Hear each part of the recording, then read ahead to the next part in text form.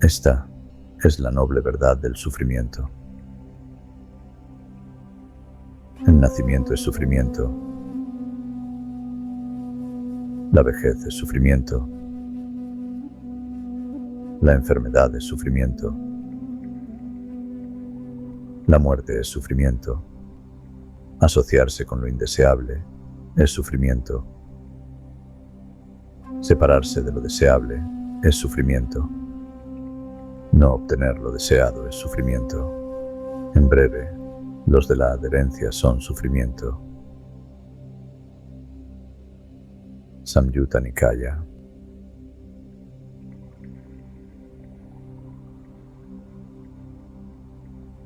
Contempla este cuerpo que llamas bello. Es un conjunto interminable de dolores, de enfermedades. Nada en él es perdurable. Todo se halla sujeto a la desaparición.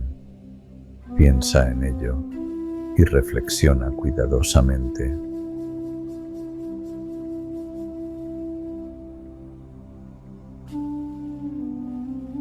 Cuando ya se ha abandonado todo deseo de tener hijos, riquezas y poder, y no se antepone el propio interés al de la justicia, solamente entonces se puede ser virtuoso, sabio y recto.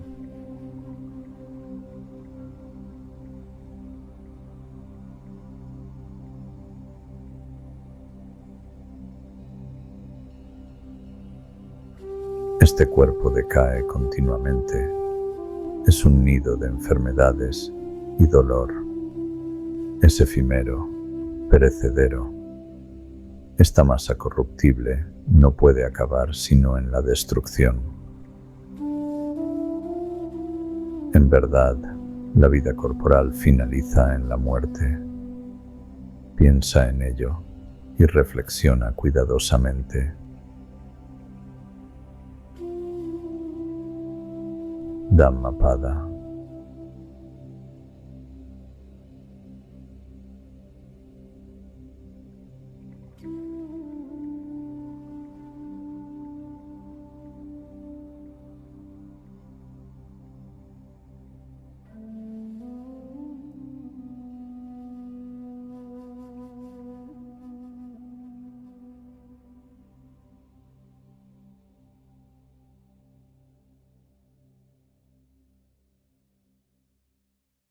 En este podcast vamos a empezar hablando del budismo. Ya hemos escuchado algunos fragmentos del Canon Pali que pueden dar lugar a una interpretación pesimista o antinatalista de la existencia. Y lo que pretendemos ahora es ponerlos en contexto histórico y humano. Siddhartha Gautama, que después sería conocido como Buda, nació en el siglo V antes de nuestra era en Lumbini, en lo que hoy es Nepal. Venía de una familia acomodada donde su padre era un jefe local. Muchas veces se dice que era un príncipe, pero en realidad no lo era en el sentido de heredero de un gran reino.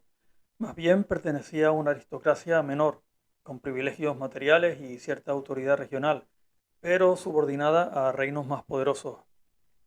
Siddhartha se casó y tuvo un hijo, Raula.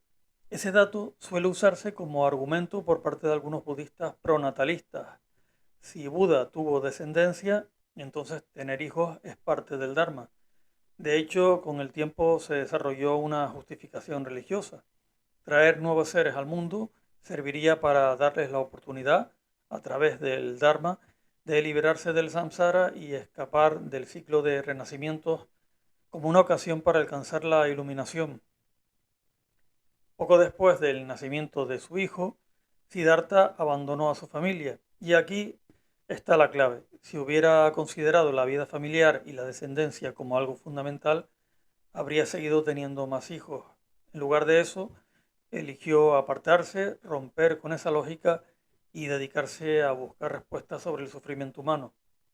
Y es que el budismo no apareció de la nada. Sus ideas centrales, el ciclo de nacimientos y muertes, el karma, la liberación, ya estaban en los textos del hinduismo de los Upanishads es decir, unos 200 a 300 años antes de que naciera Buda. Los Upanishads son las primeras fuentes conocidas que registran de forma sistemática la idea de renacimiento y karma, mientras que antes de eso las culturas antiguas tenían concepciones de vida tras la muerte pues muy distintas, sin reencarnación.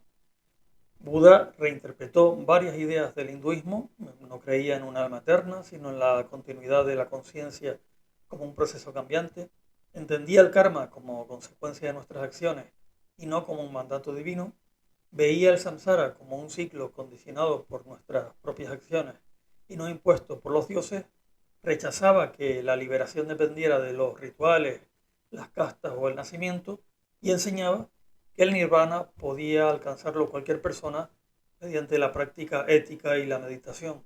Con lo dicho, los textos del Canon Pali pueden interpretarse de manera diferente. Cada uno de los oyentes podrá valorar qué interpretación del budismo cree que es más aceptable, si desde una perspectiva de aceptación de la vida y el ciclo de renacimiento, mientras que otros podrán percibirlos como una advertencia sobre el sufrimiento inherente a existir. Asimismo, nos hemos puesto en contacto con una voz autorizada en el tema de budismo. No obstante, nuestro invitado de hoy tiene publicado cerca de 20 libros sobre budismo. Se llama Fede Andino. Es doctor, investigador y especialista en budismo, con foco en el budismo Vajrayana. Se formó en múltiples escuelas tibetanas y ha enseñado meditación y mindfulness en ámbitos corporativos. Es director del TRC, una ONG budista y miembro directivo de la Red Iberoamericana de Estudios Budistas. Nos ha querido echar un cable con el tema del budismo, que era un tema que teníamos pendiente para tocar. Nos parece muy interesante. Hemos escuchado al principio una serie de fragmentos del Canon Pali, el Dhammapada y el Samyutta Nikaya. Podríamos interpretar como textos nihilistas o pesimistas. Hemos querido también contar con la voz autorizada de Miguel Ángel Castro Merino, ya sabemos quién es. Todos los que prácticamente están siguiendo este canal pues también son seguidores de él. Y él ha ofrecido su visión personal, porque el budismo no se entiende de una sola forma. El Canon Pali es muy variado y da lugar a diferentes interpretaciones. Y Miguel Ángel pues nos ha querido responder algunas preguntas, al igual que Fede Andino. Y cada uno va a ofrecer su visión particular. Ya hemos dicho que el budismo no solo se interpreta de una sola forma. Pues hemos querido destacar la parte más pesimista, pudiendo adaptar a los temas que tratamos nosotros aquí, como el antinatalismo. Y nos ha quedado, pues, bueno, ahora lo podrán comprobar, un programa bastante interesante. En el budismo se enseña que nacer es sufrir, porque la existencia está atravesada de dolor, enfermedad y muerte. Desde esta perspectiva, ¿cómo entiende usted el hecho de traer un hijo al mundo, sabiendo que inevitablemente estará condenado al sufrimiento? El tema es que el budismo no dice eso. Primero, cuando se dice sufrir, nacer es sufrir, ahí se dice una palabra que es dukkha, que más que sufrir sería traducido como displacer. Dukkha es la negación de sukha, que es placer. Pero, si iba a decir el Buda, la existencia, el vivir, generalmente está marcada por el dukkha, está marcada por este displacer. Ahora, existe una posibilidad de que no esté marcada por el dukkha, que es alcanzar la liberación. El nirvana, el anutarasa nyaksambodhi, diferentes tipos de nombres que será eso. Entonces, uno trae un hijo al mundo porque entiende que tiene la posibilidad de liberarse y liberar a todos los seres, porque el budismo es esencialmente un proyecto colectivista, es un proyecto colectivo, en el cual uno trabaja para la liberación de todos los seres. El budismo tiene muchísimas acepciones y concepciones, cada uno entiende una cosa. Cada escuela dentro del budismo entiende una cosa distinta y hay mucha oposición a veces incluso entre ellas, ¿no? Sin embargo, parece que, aunque no lo dijera el budismo, nacer es sufrir, vivir es sufrir y aunque también sea gozar, pues bueno, como la pregunta es que el nacimiento según el budismo es sufrir, pues sí, esa tesis está clara que el nacimiento es sufrir. También es gozar, disfrutar, etc. No podemos negar que hay disfrute, claro, si no sería si no sería un caramelo todavía mucho más claro para devolver al portador. Ese también puede ser el anzuelo con el cual se le capta al ser humano, ¿no? En todo caso, yo, ya que se pregunta usted, ¿piensa qué? Pues yo pienso que el budismo es el que tiene que explicar por qué quiere que haya más vida. Si nacer es sufrir, y como yo lo pienso, pues el nacimiento es el inicio de la tortura. Y cuando se es joven o un poco ignorante no se ve. Es decir, si la pregunta la tengo que responder, es que los que tienen que dar cuenta de esa irresponsabilidad serían los budistas. A no ser que haya algún budista que piense que es mejor no nacer y no hacer más vidas humanas. Entonces sería otro tipo dentro de las muchas escuelas de budismo que hay. Si aceptamos la idea del renacimiento, ¿no implica que los padres, al engendrar un hijo, están generando también una cadena de reencarnaciones y con ello más sufrimiento en el samsara? El problema es que el budismo no tiene renacimiento.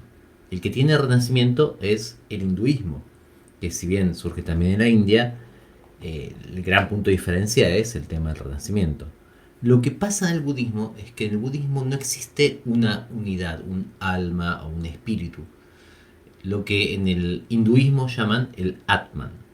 El Atman, que sería como la persona, es lo que reencarna. Hay un espíritu, que es este Atman, y luego ese espíritu, el cuerpo muere y se reencarna en el próximo. En el budismo esto no pasa. En el budismo esto es una serie de fenómenos emergentes que tienen que ver con interacción, ¿no? entre los diferentes cuerpos, y eso hace que la vida de forma automática genere nuevas cosas. Hoy, por ejemplo, por ahí yo me muero y luego soy comido por los gusanos, entonces siguen los gusanos y después estos son comidos por pájaros, ¿no? ¿Es el pájaro mi reencarnación? Y no, porque no es una idea equívoca, es una idea, por así decirlo, de seres oceánicos. En ese sentido, podríamos decir que todos somos reencarnación todos, ¿no? Con lo cual, por un lado sería como difícil decir quién es reencarnación de quién. Pero aparte de eso, el sufrimiento de samsara se evita justamente iluminándose.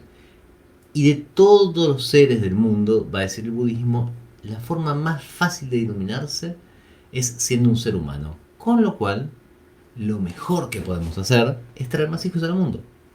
Más hijos humanos al mundo, quiero decir, ¿no?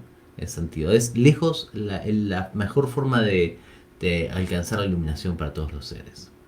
Esa pregunta me parece que es muy pertinente hacérsela a un budista que crea que la vida después de la muerte supone un renacimiento, una especie de reencarnación, cosa que, bueno, desde mi sistema filosófico me parece que es totalmente, pues, imposible. Digo totalmente imposible. Es más, me parece de un infantilismo total hablar de reencarnaciones, en el sentido de que el cuerpo humano, en el momento que deja de existir, pues ya no es el cuerpo humano que ha sido. Entonces no cabe la reencarnación. Me parece que es una tesis que hay que remitirla, bueno, pues a los pitagóricos, a Platón, al peor Platón, en el sentido que es cuando menos racional es, y sobre todo pues a estas escuelas hinduistas, budistas, en las cuales yo no estoy de acuerdo con nada, así como estoy de acuerdo con muchas cosas del budismo. Desde la visión budista de la compasión hacia todos los seres vivos, ¿sería ético procrear sabiendo que es imposible garantizar la felicidad o evitar el dolor de un nuevo ser? Nadie puede garantizar nada, creo yo. Pero la mejor chance es siendo humano. Con lo cual, sí, claramente.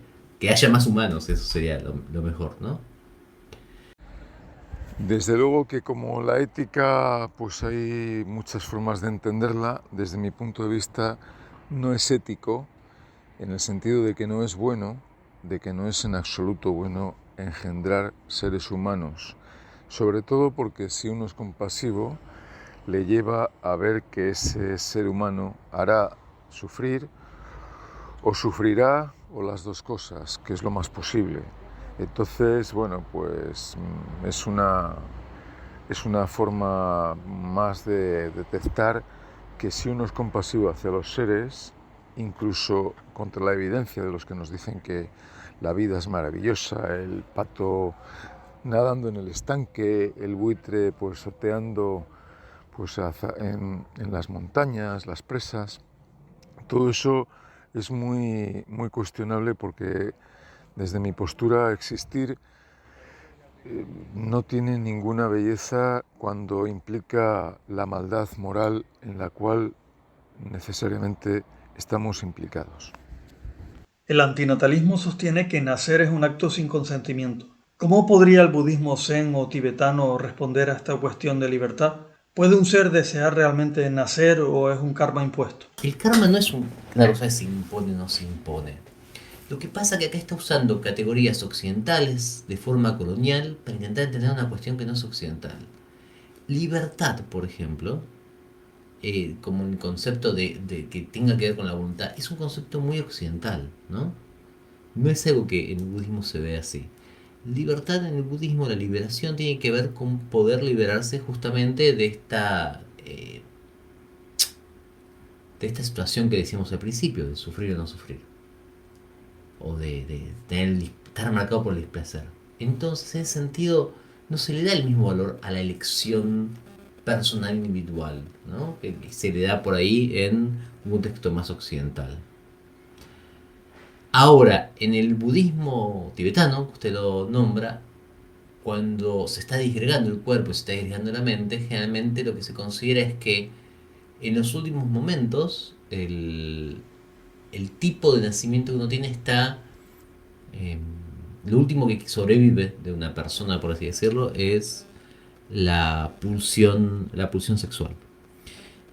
Y el momento de la muerte, según el tipo de ser que uno tenga contacto y el tipo de ser que uno lo desee, es decir, si es un ser humano, o si hay dos seres humanos teniendo sexo, o si hay animales teniendo sexo, o lo que sea, si la persona falló en liberarse en el momento de la muerte, va a terminar generando como un contacto y una parte suya va a pasar hacia el último momento, hacia el ser que llame la atención, ¿no?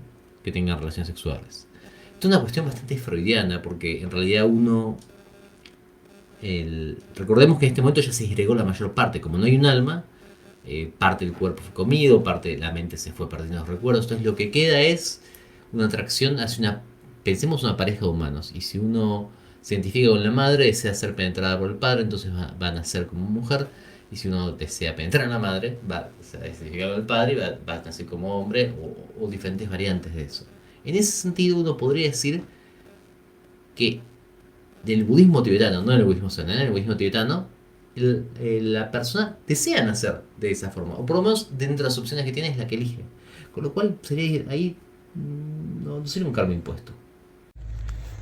Conforme se vaya destruyendo la ignorancia que desde el antinatalismo se presupone en los que hacen nacer, tal vez los que vengan verán que nacer es imponer a otros el nacimiento, hacer nacer a otros. En ese caso, bueno, como no creemos en la libertad, yo no creo en la libertad, es imposible. Lo que sí cabe es que viendo lo que está ocurriendo, la gente vea que necesariamente, si es compasivo hacia los demás, les evitaría este tormento. Y sobre esto me gustaría extenderme más, porque hay gente que cuando dices que la vida es un tormento piensan que estás ahí pues deprimido y cosas de esas. Y sin embargo, yo que les escucho a estos que a veces te llaman pues que estás atormentado y tal, solo soy un eco de lo que veo en sus vidas, en nuestras vidas, mediocres, débiles y totalmente, bueno, pues decadentes. Muchas corrientes dentro del budismo argumentan que la vida es necesaria porque permite practicar el Dharma y alcanzar la liberación. Pero si el samsara es sufrimiento, ¿no sería más coherente evitar nuevas vidas en vez de multiplicarlas? Que el samsara no es necesariamente sufrimiento. ¿no? De vuelta, puede ser que lo sea, pero también la vida humana da la mayor posibilidad de liberación del samsara y eventualmente la liberación de todos los seres, no los humanos. Con lo cual, de vuelta, para el budismo, cuantos más humanos, mejor. Las religiones como la cristiana, que creen que hemos cometido, bueno, nuestros padres cometieron un pecado original y nosotros tenemos que purgarlo con esta tortura que nos lleva a vivir una vida de cruz, y ese es el cristianismo primitivo, y el que no, pues no lo entiende. O el budismo, con la enseñanza del Dharma, que cuando vamos purificando nos vamos aprendiendo pues cómo mejorar nuestro alma, etcétera. Creo que no entienden pues muy bien que lo mejor es la posibilidad ya real, efectiva, de no traer seres humanos para probar nuestra fuerza. Me parece que es un signo de, bueno, pues de muy poca consideración hacia los demás, decir que alguien se purifica viendo cómo se muere tu mujer con cáncer, viendo cómo tu marido está 20 años postrado en un coma irreversible o reversible, pero 20 años más tarde.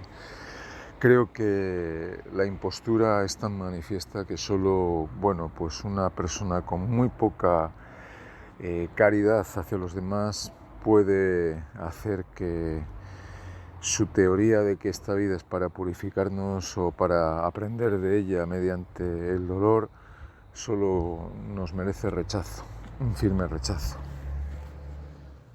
Si la muerte es una liberación parcial del sufrimiento y el renacer nos ata de nuevo a él, ¿qué visión ofrece el budismo sobre la decisión de no procrear como acto de compasión hacia los no nacidos? Es que la muerte no es una liberación del sufrimiento. En la muerte, generalmente se sufre bastante.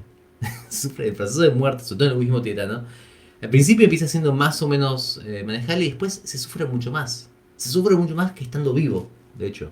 Entonces, en general, eh, como el renacimiento, digamos, o mejor dicho, la disgregación y que eso dé lugar a nuevos seres va a ser como inevitable, lo que se busca es que se renazca lo antes posible, ¿no? En el sentido de que, estoy usando la palabra renazca, pero no existe renacimiento, que digamos que se genera un nuevo ser en base a lo que venía antes, ¿no? A lo que haya porque ya el proceso de la muerte ya se disgregó, ya no hay una persona. Pero entonces, en ese sentido, si, por ejemplo, si uno está en el proceso de la muerte y tiene el momento de liberarse, ¿no? El momento de liberarse, todo el budismo dice, no, mejor, lo posible liberarse. Y si no, bueno, renacer en el mejor posible renacimiento. Con lo cual, al revés, hay que generar más cuerpos humanos para que pueda haber más humanos. Hemos de admitir que el budismo tiene una capacidad de explicar, cuando describe cómo es la realidad, muy fina, y sin embargo pues otras veces nos parece que es delirante cuando empiezan a hablar de cosas como el samsara, el karma y todas esas palabras que son, bueno, pues como el eterno retorno de Nietzsche, son brindis al sol o palabras poéticas que no significan nada. Si se analiza bien lo que quiere decir, no significa nada. Entonces, la liberación o es total o no lo es. Y la única liberación total que hay, por mucho que dijera Krishnamurti, es no nacer, no existir.